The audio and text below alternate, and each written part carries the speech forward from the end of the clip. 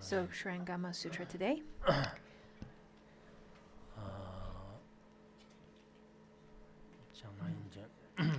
Before the actual teaching, I would like to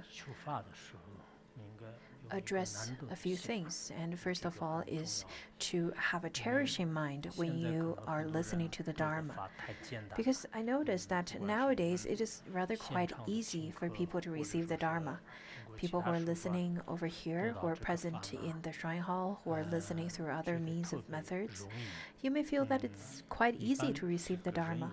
I think people tend to feel that it's rather quite a habitual pattern, that people would feel that it's easy, therefore then they don't think that it's important, they don't think that it's something that's very special.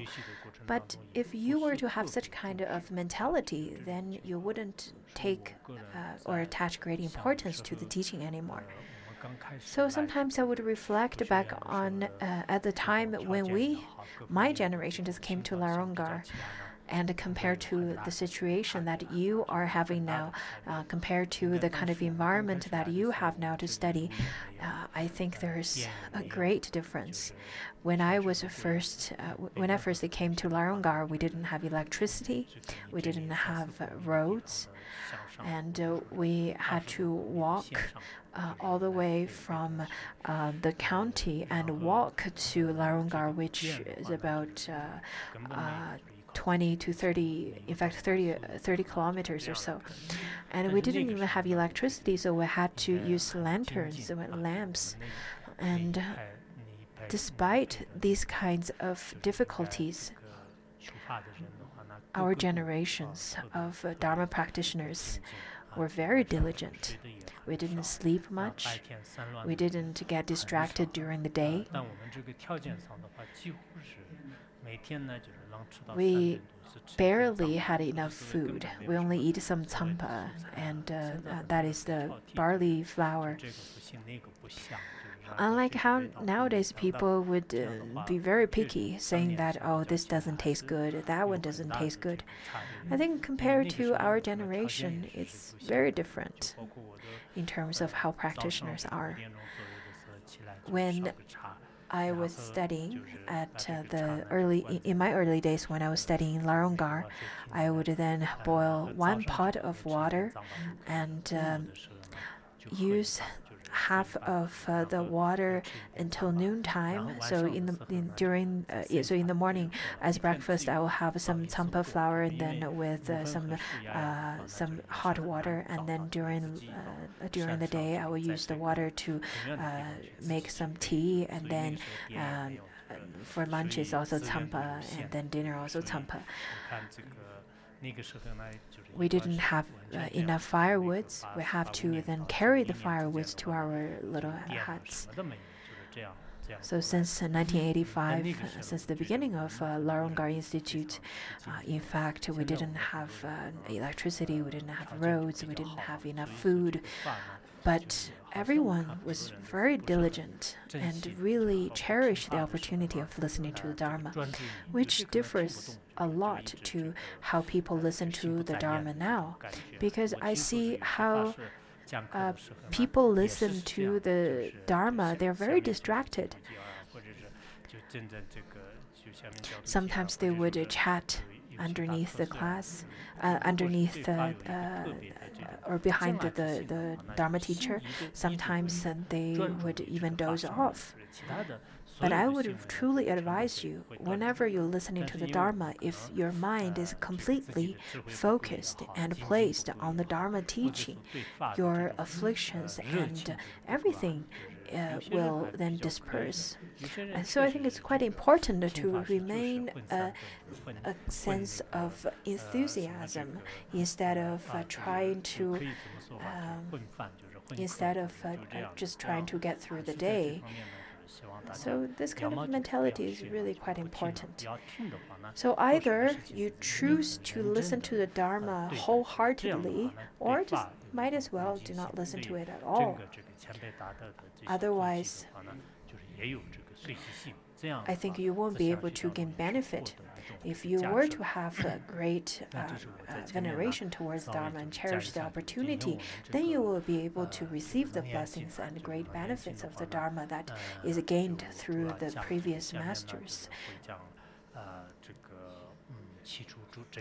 Now, let's talk about the actual teaching.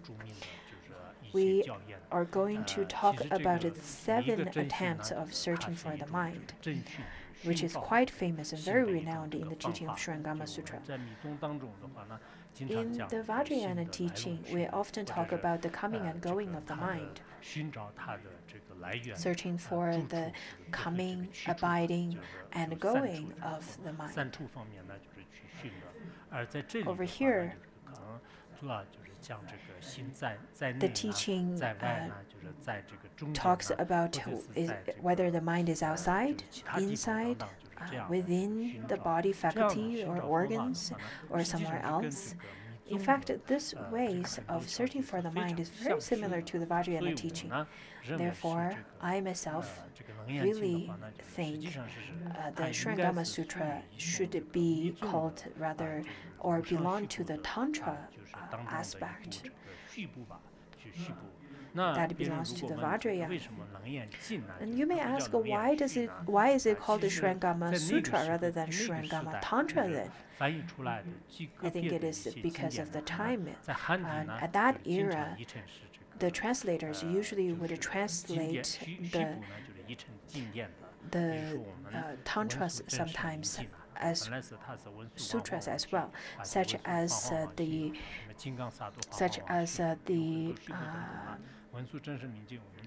Manjushri Nama Gosha Tantra. In fact, in Chinese it is translated as sutra. There are many cases like that. In Japan, there is also another teaching. It is the Vajra Not Sutra, which is also translated as the Tantra in Tibetan. So many of the Tantras, when it was translated, the title is translated into Sutra rather than Tantra.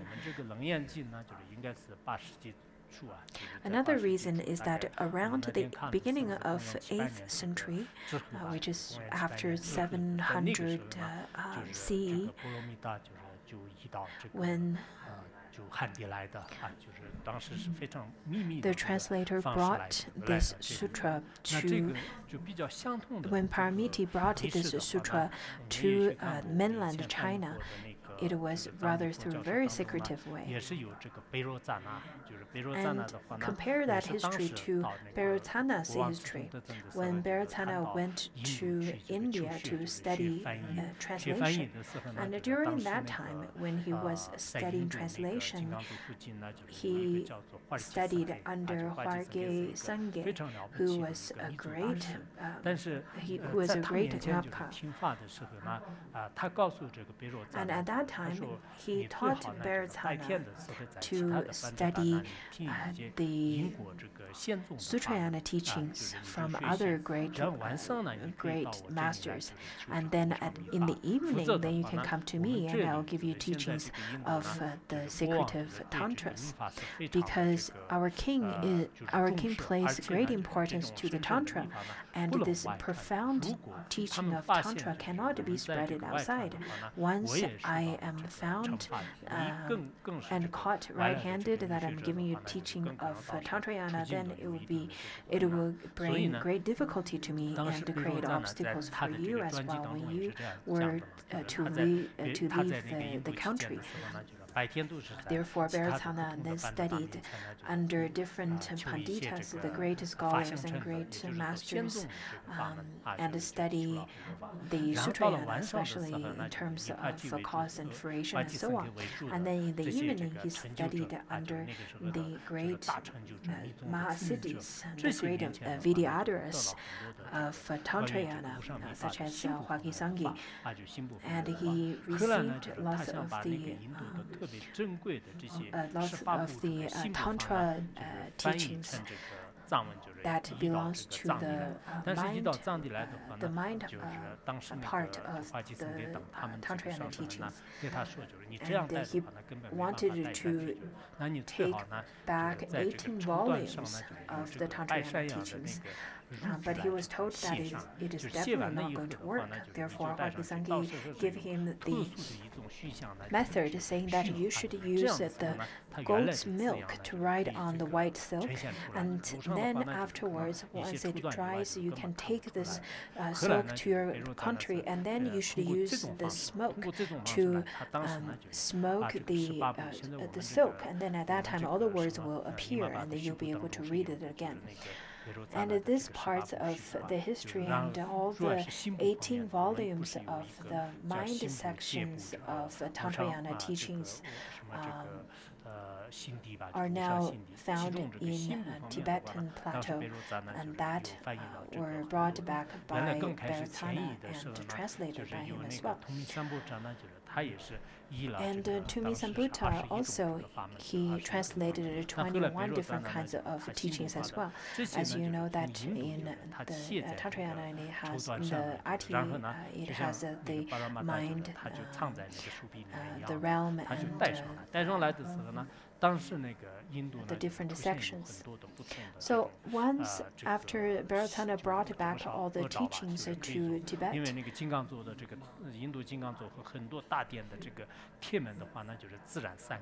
at that time, after he brought back those volumes,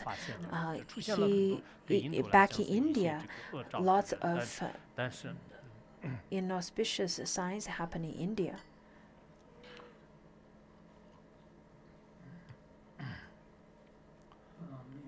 Such as the iron doors would fall off and so on, but the people didn't know what happened. And later on, after a long period of time, the people got to know that Bharatana took away lots of the Tantrayana teachings to Tibet.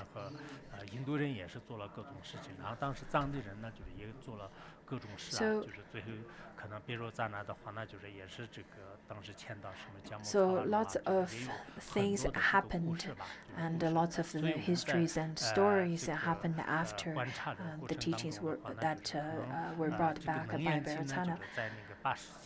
So around the similar period of time, then in fact afterwards, in the 8th century, Shrangama Sutra could be considered as a Tantrayana teachings, especially in India. It was kept in deep secret. That is why Paramiti kept it in very secretive ways and tried to smuggle it out of the border, and failed for the first 2 times until he cut open his arm and hid the sutra inside his arm. So the Shrangama Sutra, in fact, in Nalanda, it belongs to the empowerment section, which means the Tantrayana section. And in the Tripitaka, right now, the Taisho Tripitaka or the Dajang Tripitaka, it also categorized the Shrangama Sutra as the Tantrayana under the Tantrayana classification, especially when it comes to the mantra and so on, all of these. So in this sutra, it has lots of the Vajrayana secretive pith instructions, as well as the enlightenment or realizations that is attained through the practice of the mantras. In the great masters, in the great master's biography in Song Dynasty, in fact, there was someone a monk's name who's Cheng Hui, and Cheng Hui received this teaching of this mantra, and he stayed in retreat, in mountain retreat for a long period of time, and just simply and wholeheartedly practice on this mantra. That is the Shrengama Sutra. And then, after a long period of time of practice, a celestial being came to him and said that in fact this world is under great chaos, and you should take the responsibility to propagate the correct Dharma and subjugate the heretics. So the celestial being supplicated the monk and asked him to propagate the correct Dharma. And so he did. The monk then went down the mountain and went to a temple. And then the heretics came to this temple. And then these heretics challenged the monk, saying that, look at what I can do through my practice in the religion that is other than Buddhism. So he built this ladder that is made of blades, and then he stepped onto the blade-made ladder without any harm to his feet or anything. So he manifested this kind of numinous penetration. Then the Master Cheng Hui, the monk, said that not only I can do that, I can build a much higher ladder than yours. So he built this blade-made ladder that is much higher than the one that is made by the heretics before, and stepped onto those ladders and walked on the ladders bare feet, but without any pain or bleed. Rather, he walked on it with great ease, just as if he was walking on the flat ground.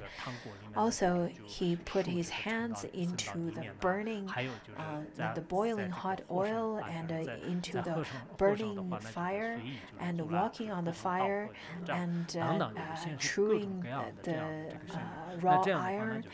And he made lots of those miraculous actions, but nothing harmful happened to him. And after witnessing such, the heretics got really scared off and run off. And the emperor got to know this miraculous penetration that is attained by this monk, so he gifted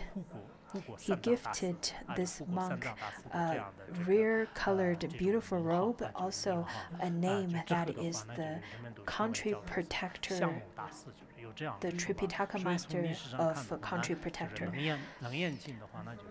So you can see the Shrengama Sutra and Shrengama mantra is something that could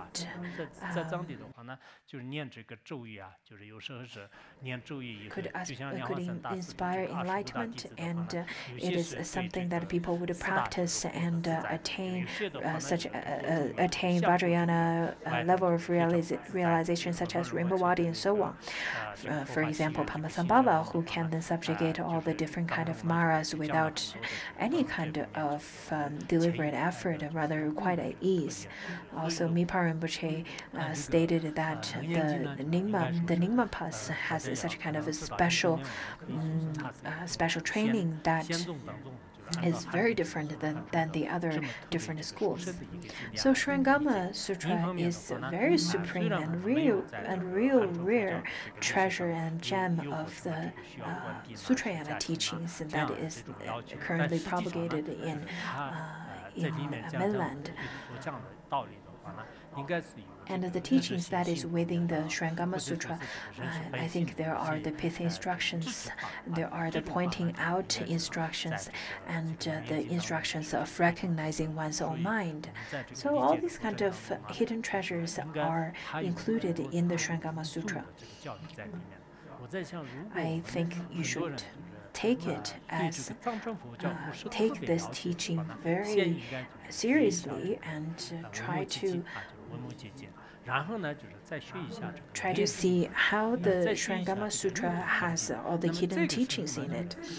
I really think when you study the Vimalakirti Sutra and the sixth patriarch's Plate Platform Sutra as well as the Shrangama Sutra, then your understanding of the Vajrayana teaching would deepen. Or if you don't study the Vajrayana teachings, you should be able to understand from a different perspective of the Vajrayana teaching.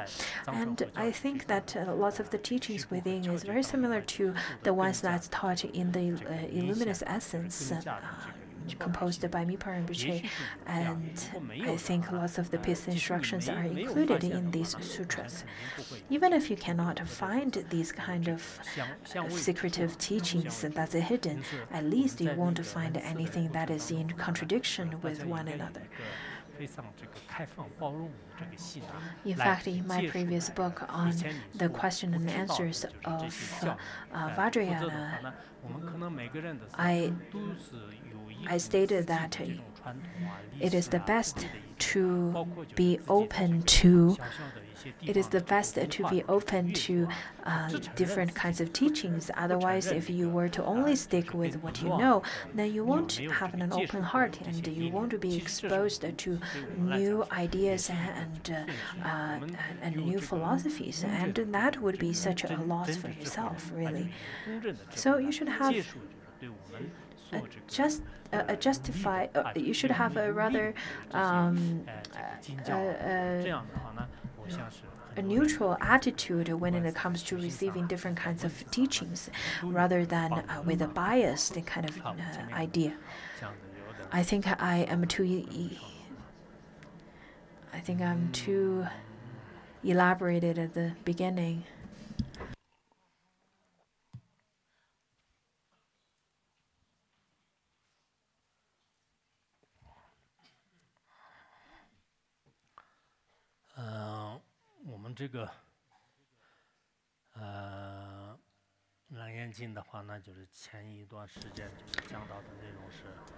So Shrangama Sutra. Last time I think we stopped at the place where Ananda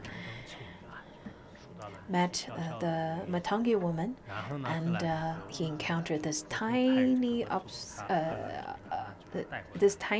obstacle, and then through the power of the Buddha and the mantra, as well as the help of Manjushri, Ananda and the Matangi woman all were brought to the Buddha. But the Buddha did not scold him in front of everyone.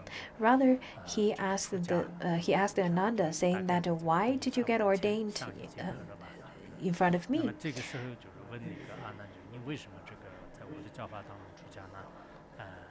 So why? And then Ananda, I think he belongs to one of those lookism people. He said that, oh, because you look so beautiful, I think the Buddha looked really beautiful. That's why I want to get ordained. So at that time, he didn't really have any mind of renunciation or bodhicitta. He didn't have any of those. But he only were attracted to the physical appearance of the Buddha. So Ananda said that, because I saw that you're so beautiful, therefore I want to get ordained and follow you.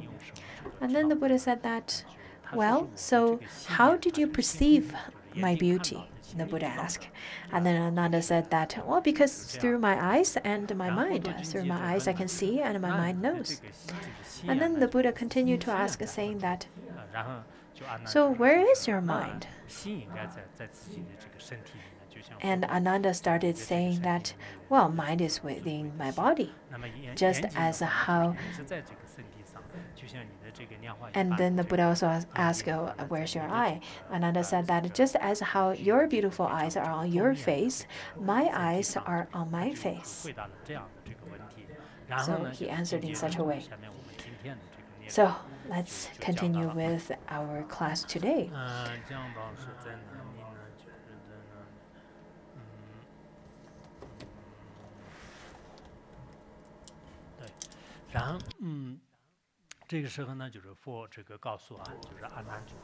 So the Buddha asked, now as you sit in this hall, where do you see Jetavana Park? Where do you see the Jeta Grove? The Buddha asked. So why don't you look at Jeta Grove? If you were to remember, in fact, this grove was offered by the prince.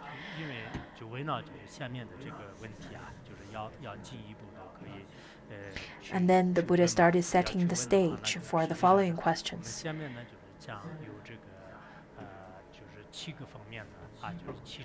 There are the 7 attempts of searching for the mind. And these are the 7 pith instructions given by the Buddha. In fact, these 7 are very famous and very well known and renowned by the previous masters in the history. Some great masters, they introduced in the way that these 7 questions are step by step, layers by layers, such as Master Jin Jian, and he said, each of the questions, in fact, follows each of the attachment of Ananda, and then the Buddha would break each of the attachment of Ananda. So we continuously break all the attachments of Ananda. So Ananda continues to present his attachment, and the Buddha continuously to break them. And these are the pith instructions given by the Buddha. Anyhow, the Buddha asked Ananda, saying that now you're sitting in this hall of teaching. So at this moment, where do you see the Jetavana Park? And Ananda replied, saying, World honored one, this great hall is in Jetavana Park, which is therefore outside of the hall. In fact,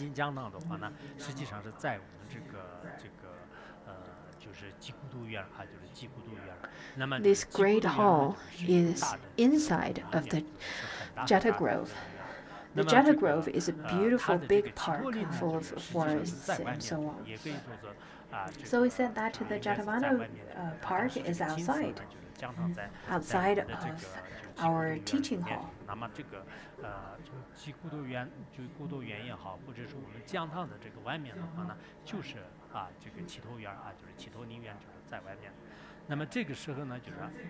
And then at that time, the Buddha continued to ask Ananda, saying that, well, what do you see first in this teaching hall then? So since you're sitting inside the hall, what are you seeing? What is it that you're looking at first in this hall? And then Ananda replied, saying that, World honored one, in this hall I see first the Tathagata, because the Tathagata is sitting on a high throne and then really beautifully sitting there. And then I also see the assembly. And only when I look outside do I see the park. So we can imagine the great assembly hall actually has doors and windows, and then the assembly and the Tathagata are all inside the hall. So through the doors and windows, and then Ananda would be able to see the park outside of the trees and so on. Sometimes I think to myself,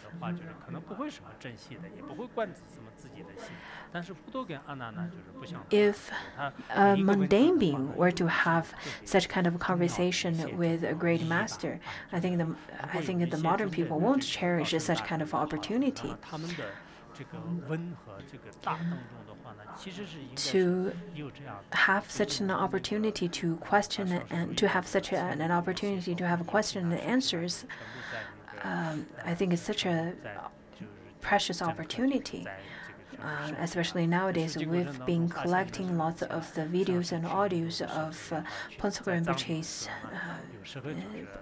Rinpoche, and sometimes I found lots of the audio recordings of how people questioned Phuntsogul Rinpoche, and sometimes I feel that Phuntsogul Rinpoche At the time, the way that we perceive Ponso Rinpoche's answer is rather sometimes okay, sometimes good. But now when we hear this, in fact, it is quite precious and really wonderful. Therefore, it's important to keep those records. Even if people of this generation won't be able to receive the full benefit of those recordings, at least it will benefit the next generation and so on. So I feel it's really important to keep record of the recordings of great masters, because it will be of great benefit to others. The previous reincarnation of Ponso Rinpoche, who is the Lampa, he said that after my present life, in my next lifetime, in fact, my teaching will be propagated even much more further than my present lifetime. All the way from Nepal to mainland China, the Dharma will be widely propagated. And this was written in the concluding sentence of a terma. So Ponso Rinpoche, as we can see nowadays, all the way from India, in fact, surpass Nepal, all the way from India to the West. I think the teachings of Ponso Rinpoche are placed with great importance and cherishment. There are people who had lots of devotion towards Ponso Rinpoche. Not only for the ones who've met Ponso Rinpoche, there are people who never met him but had a great devotion towards him as well. So for us, the next generation of Ponso Rinpoche, the disciples of Ponso Rinpoche, by repaying his kindness, we should try our best to preserve all these kind of teachings given by Ponso Rinpoche. Some of the questions and answers by Ponso Rinpoche, I feel that he addressed the confusions and questions of lots of sentient beings. In fact, his answers to the questions are not only to one particular sentient beings, but it is very enlightening and inspiring to many people's confusions. So, coming back to the question and answer of Buddha and Ananda, we'll be able to see that the Ananda, in fact, address or make such kind of questions to the Buddha, or have this question and answer sessions with the Buddha, is not only representing himself. Rather, he represents all different kinds of people, different groups of people. Just as Ananda represents many people's mentality and their way of looking at this world. And this really represents the Buddha's omniscient power of tame sentient beings and teach sentient beings. So the Buddha said that, what do you see first in this hall? And then Ananda said, the first thing I see is you, Tathagata, and then the assembly, and then only when I look outside do I see the park. Over here, Ananda actually represents the mind. So now let's look at how this analogy goes at the first question. The assembly is an analogy of the organs within the body, and the great hall is the body, and the park is the external world, something that is external than our body. And the doors and windows represent the different faculties.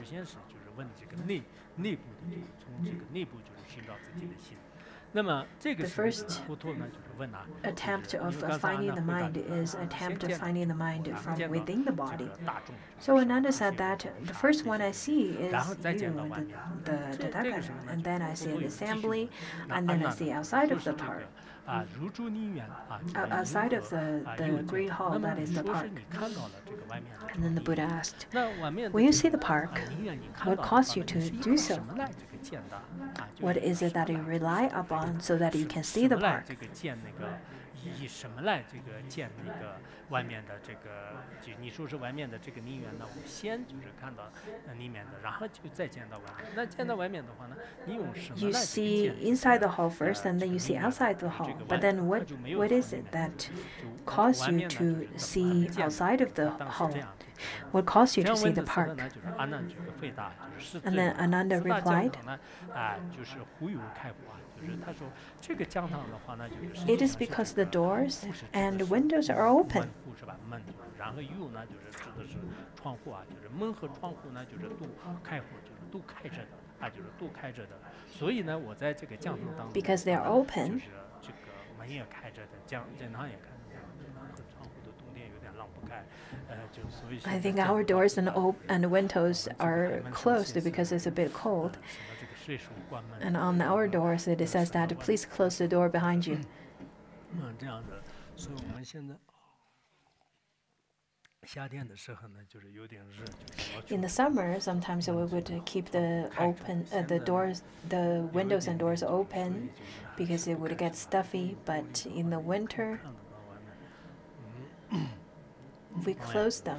But since we have windows, we can still see 阿 outside. 难尊者就是他说， Anyhow, 他让这个见得到。 Ananda at that time replied, "It is because the doors and windows are open so that he 那就 could 外面就是这个你来看，就是 he could see the park outside, although he is sitting inside the hall." 就看得很清楚。 He said, "I can see outside very clearly."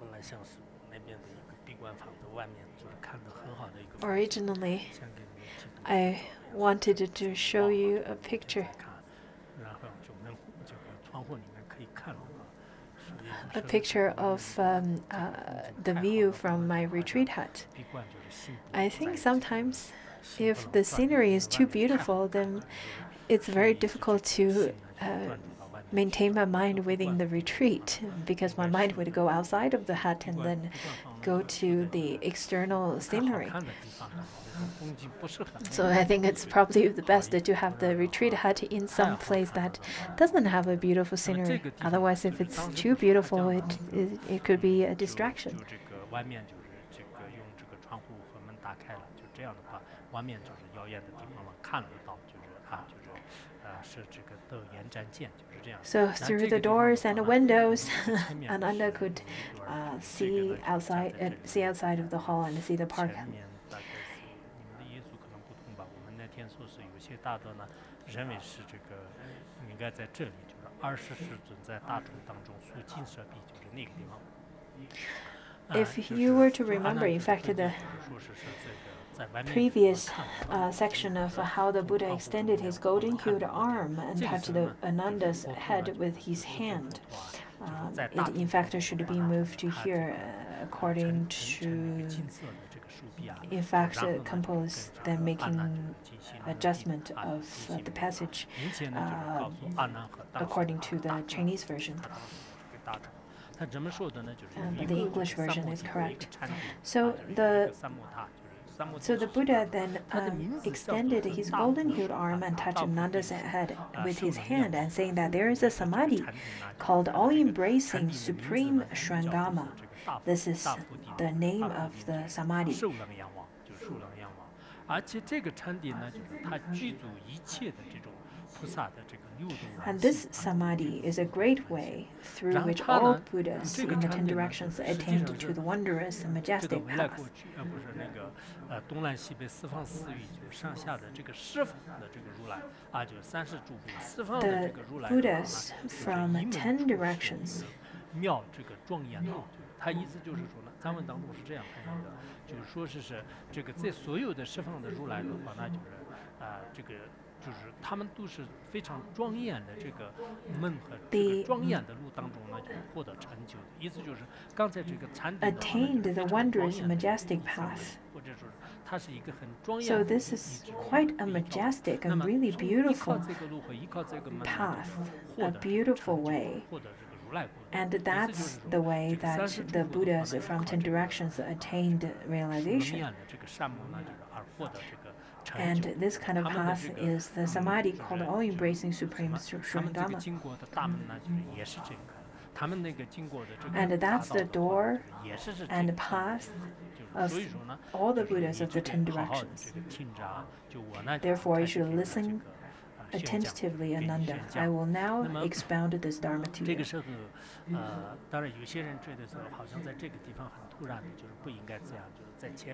Some people feel that it's quite sudden. Why would the Buddha extend his golden hued arm and touch Ananda's head over here? It doesn't make sense.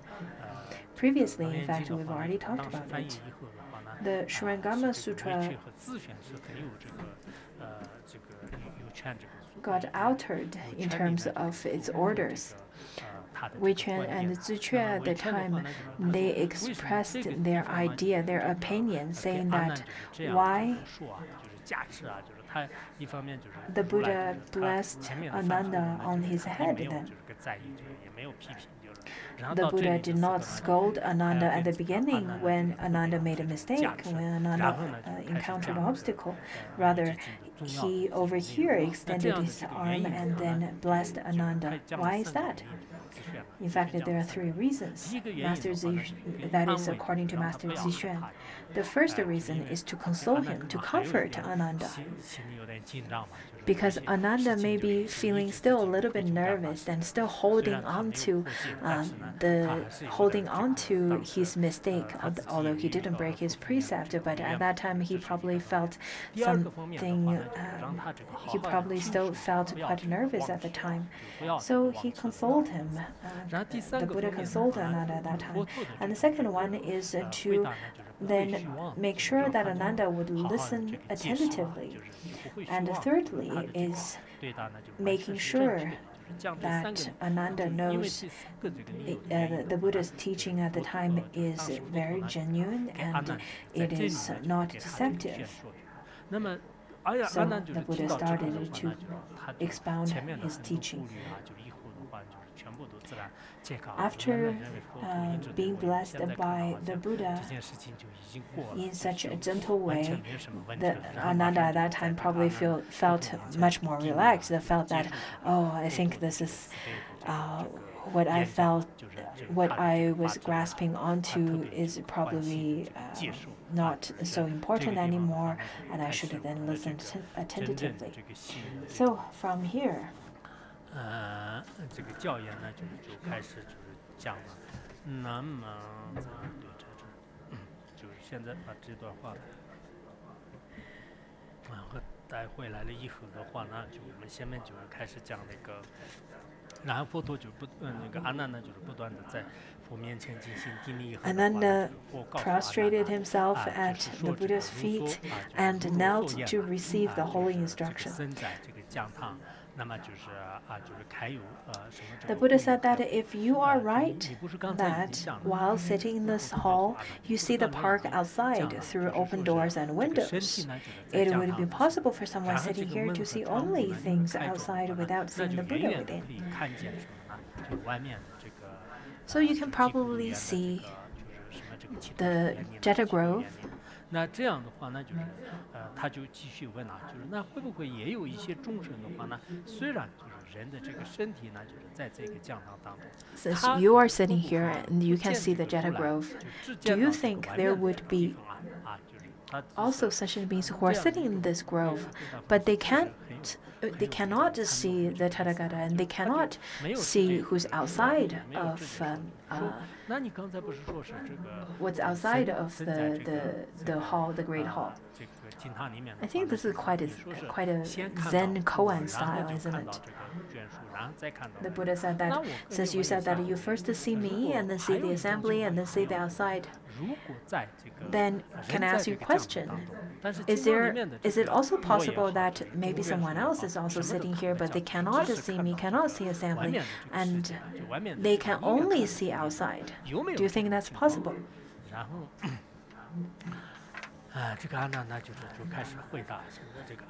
And then Ananda replied,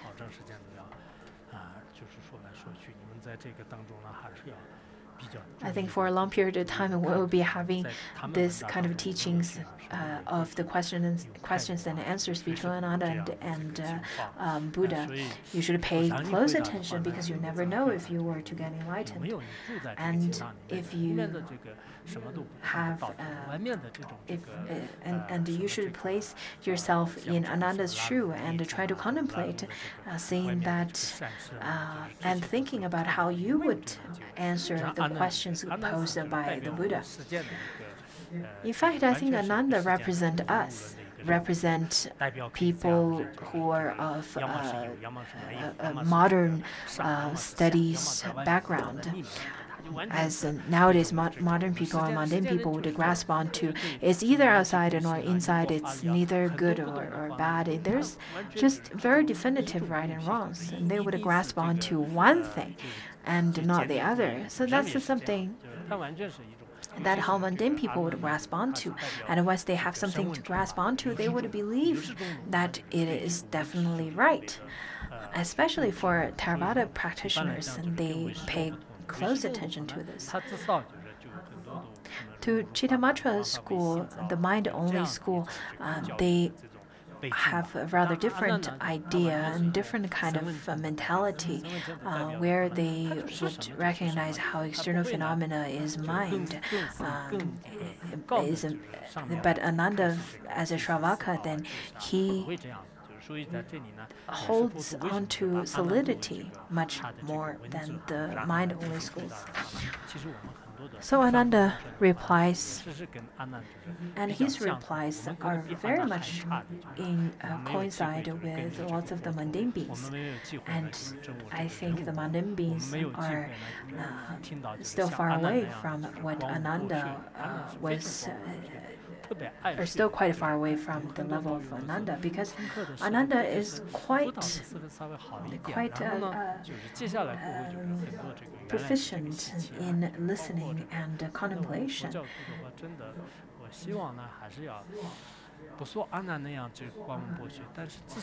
I really hope that Buddhists, although maybe you're not as good as Ananda, but at least do not dwell in the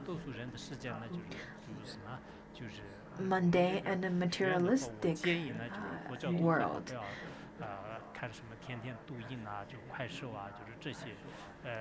Especially for the monastics and for the students over here, I really hope that you do not dwell in the world of TikTok and different kinds of software like that. Do not make a smile and make different kinds of short clips, because it is really meaningless. For people with some level of practice, for people with some levels of contemplation, you'll be able to recognize how shallow those kinds of medias are. So my advice are for the practitioners, because for non-practitioners, they really have no other ways to spend their time. They are only looking for, entertainment. After a little while, I think, especially during our annual retreat time, I really hope that you seize the time to retreat rather than wasting your time on internet, on cell phones.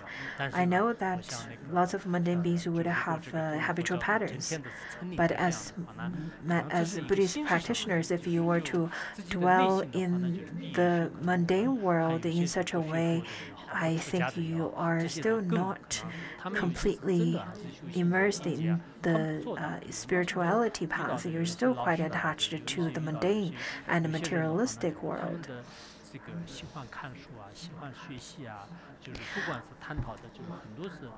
There are people in this world.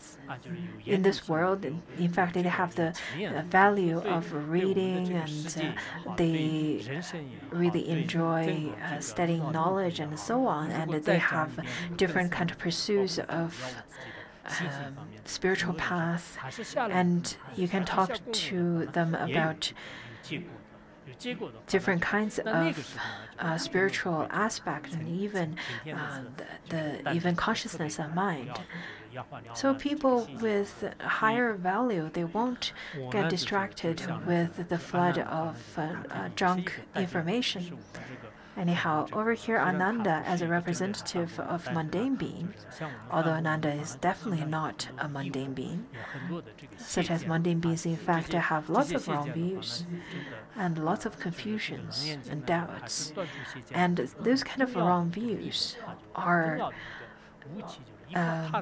cut off by the sharp weapon that is the Shrangama Sutra. Those of you who study Shrangama Sutra, maybe at the beginning of it, you are very distracted, but later on, with the progress of Shrangama Sutra, maybe you will be able to cut off lots of your distractions and lots of your conflictions. As Buddhists, as Buddhist practitioners, do not get too distracted. You should have certain levels of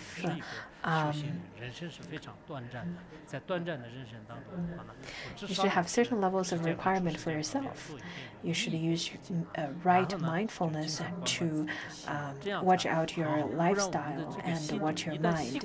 Otherwise, when your mind gets into the habitual pattern, then it's very difficult to tame it, because our mind is very naughty, just as a naughty child.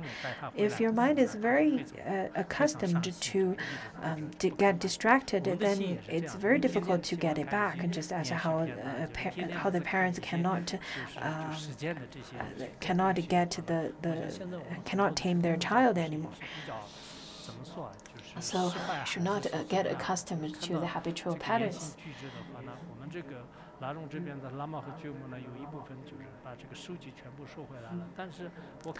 I see lots of lamas and jumos who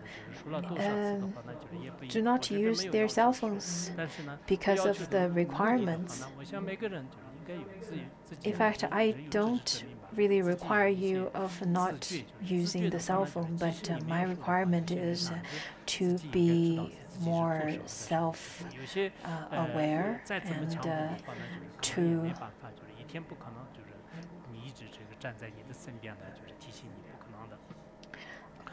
be more self-responsible, to take responsibility for your own actions, because I won't be able to stand beside you and require you to do so and not to do so. Anyhow, over here, Ananda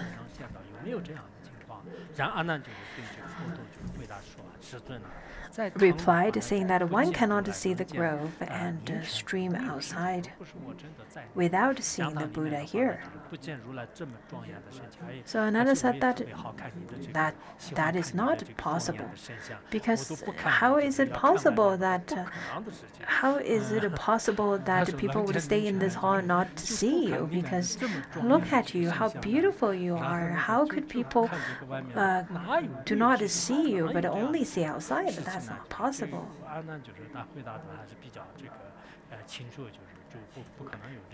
Ananda's answer is very clear, saying that it's not possible. And then Ananda started saying that, well, Ananda, 然后佛陀说：“安娜呢，就是那你也是一样的，就是你的这个心呢，你也知道。” Ananda, it is the same with you. If your mind is not deluded, it will be clear knowing about all this. It is clear and knowing. That is the characteristic of mind. In fact, the mind is not like the inanimate object. Mind is luminous. It is not the ones that's as an inanimate object, such as the sun or as a lamp. It's not like that at all. It is luminous at the same time, clearly knowing. So it is luminous and knowing. And this kind of mind, this kind of clear knowing and luminous mind is the characteristic of all sentient beings.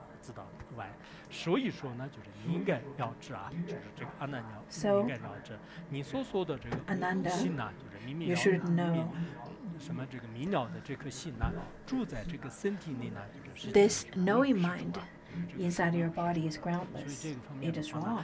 我们这个大多数的很多人呢，可能是认为 I 呢 think 就是 majority 这 of you 个我们的这个心呢，就是实际上是在里面 probably feel that 在 your 在 mind 这个 is 身体 within 当 your 中 body, 就 isn't 像一 it? 些现代的一些科学家，就是他们都经常 Especially the 认 modern 为是 scientists, 这个 that they 心呢，就是 usually 在 would 大 say 脑 that 当 the 中 mind is 包括 within 有一 the 些这 brain. 个我们这个眼睛就是看到的，就是它 whatever, for example, through our eyes, we'll be able to perceive the image through such kind of light. Then it transforms into information, and information goes through different neurons. It becomes chemical and electronic signals, and then it would then becomes a picture through different calculations of the brain cells. But if the mind is within your brain, then your mind should be able to also see and know what happens in the different neurons in your brain. I think majority of people feel or think in such a way. According to Master O.E., he said that the majority of beings consider that the mind is within the body. Also, according to the Western scientists, they also consider that the mind is within the brain. Whenever they talk about, oh, I need to think about it, and then they would point at their brain and say that I need to think about it, they would grasp onto how the mind stays within the head. And some people would say that, oh, I'm not feeling well, and I'm feeling hurt. And then they would point at their heart. And when they feel happy, and then they would say that I'm so happy. My heart is at ease. And they would say it in such a way. But if your mind is within your brain or your heart or in any places of the body, since the mind is luminous and is clear knowing, then if the mind resides within any part of your body, why doesn't the mind know what happens within your body at all? So that's the first pointing out instruction.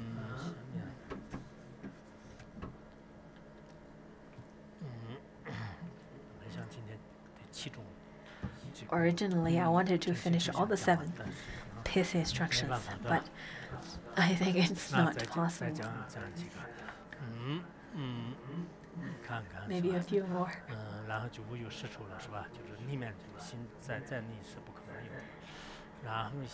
So it's not possible for the mind to reside within the body. And then Ananda bowed and said, with lots of veneration, although he continuously to ask the Buddha. But Ananda did not get upset by getting refuted by the Buddha. He, in fact, was still very respectful towards the Buddha. And he said that after hearing the Buddha's Dharma voice, I now understand that my mind is really outside of my body. So now I know. I know that it's not inside of my body. I'm very clear about how my mind is really outside of my body. Why is that?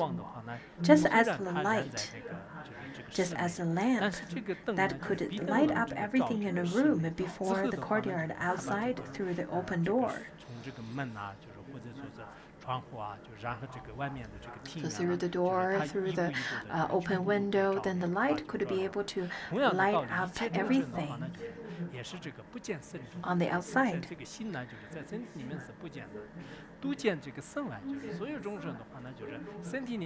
If I do not see what is in my body, but see things outside it, this is like a lamp placed outside a room which cannot light what is in it. So he said that, well, just like how the light is then placed outside, then it won't be able to light what's inside the room, isn't it? That's very clear. I have no doubt about it now. This is the teaching of the Buddha. I'm completely clear. I have no doubt about the teaching of the Buddha. Am I right? I've already found the true teaching and the true meaning of the Buddha. I'm clearly sure. The lamp is outside of the body. So he said that, well, since we do not see what's inside our body, then I guess it was outside the body, isn't it? Then it shows that it must be that our mind is outside of our body. So Ananda said that, I'm so happy I finally got what the Buddha said. I am the most supreme disciple of the Buddha. I've already gained all the supreme and profound teaching of the Buddha.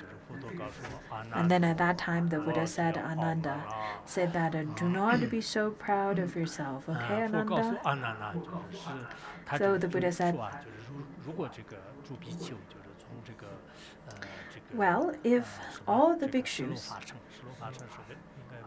followed me to Shravasti, the city of Shravasti, to beg for food. So the Buddha said that, hold on, Ananda. Wait a minute. Let me ask you another question. Now, if all the bhikshus follow me, all my assembly follow me to the city of Shravasti to beg for the food, have now returned to Jetavana Park.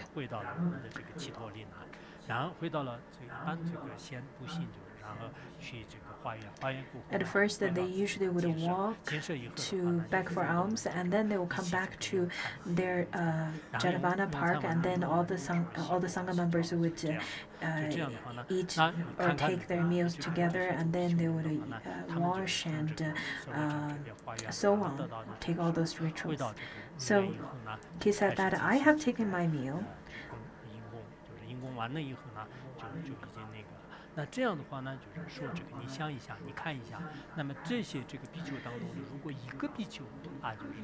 So I've taken my meal, but as one bhikshu is still eating.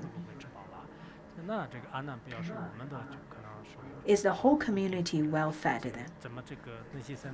Ananda said that, no, that's impossible. If only one bhikshu is full, and then how could the rest of the assembly all full? That's not possible. So Ananda replied right away, saying, no, world honored one. No, there are huts. They're great arhats. They're great. They've already attained great realization, but they have not the same body or lifespan. They're different living beings. Ananda, Mahakashyapa, and different great arhats, such as Puruna. How could they be all full if only one of them have taken food? It's not possible, right? The Buddha said that if your knowing mind is outside of your body, the two are separate.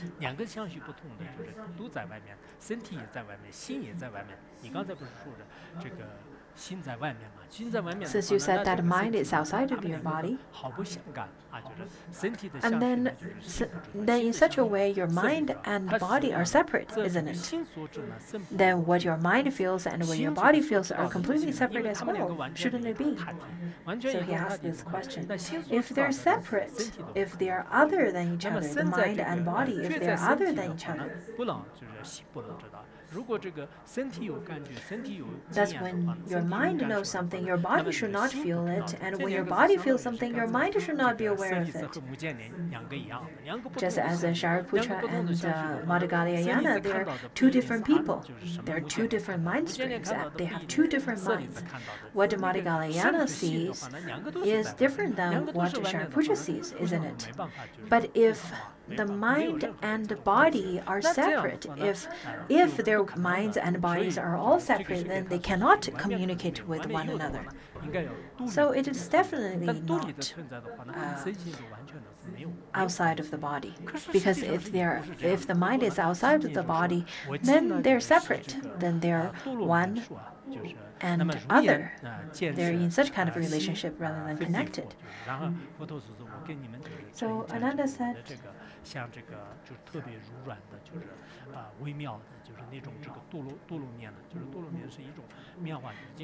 so at that time, then the Buddha showing the tula cotton hand, which is very gentle and soft hand. Our hands are rather quite hard and stiff. When I went to Samye temple, 他给我 and 加持了一下，我 at that 好 time, 长时间the current Karmapa blessed me with his hand and patted me on my head. I felt that it hurt me quite a bit. So his hand was not Tula cotton hand at all. 他也是这样。Around the 90s, the Panchen Lama, 雍和宫就是雍和宫。 Panchen Lama, when he was at Yunhe Palace, the previous Panchen Lama, he also patted us. He also blessed us by patting our heads, and it was also hurted my head quite a bit. Maybe they have a cotton hand, but the way how we perceived it was rather quite hard. Anyhow, the Buddha said that now I show you my gentle, soft Tula cotton hand. When your eyes see it, does your mind discern it?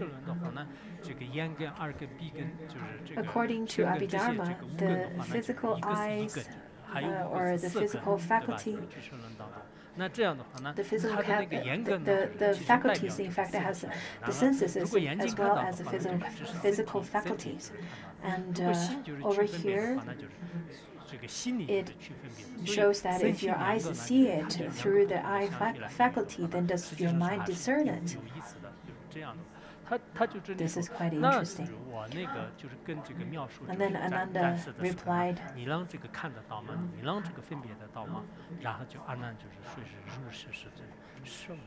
yes, world honor, my mind discerns it. And then Ananda is a bit confused. He's about to go through the second round. And then the Buddha said, if so, how can your mind be outside your body? If your eyes could see it, your mind could discern it, then your body and mind are connected rather than what you said, because the way you presented is that your mind and body are separate. But now, since you can feel it as well as discern it, you can see it, and your mind could discern it, then that shows your contention is wrong.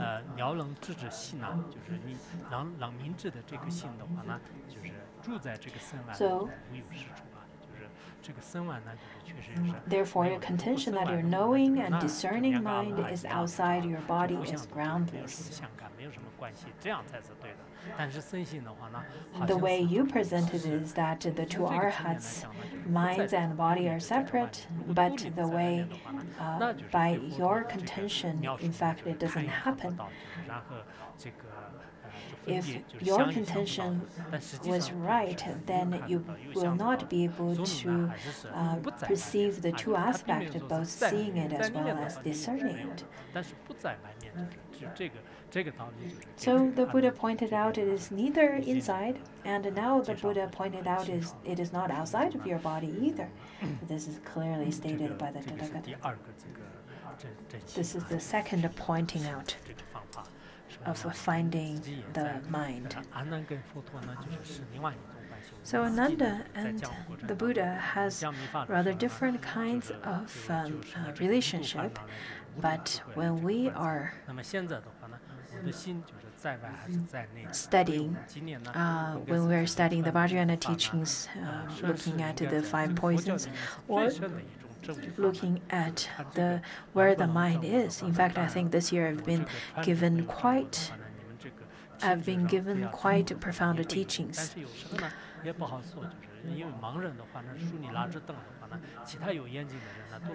I feel like I'm a blind leading the blind.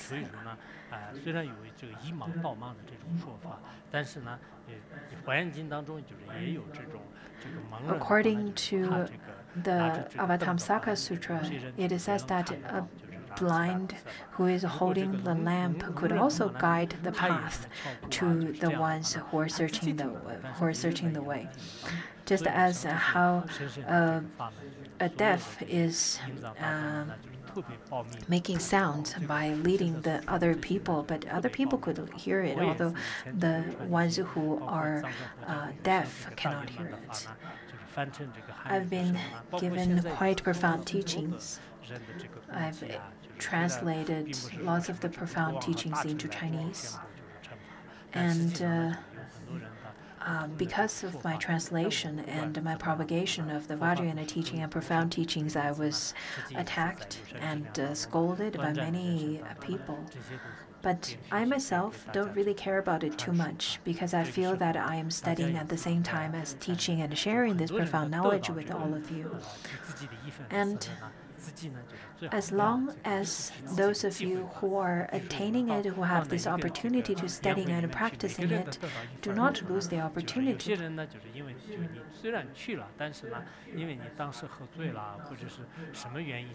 There are people who I think since you have the opportunity, if you miss this opportunity, it would be such a pity. It is best to receive as much as you can.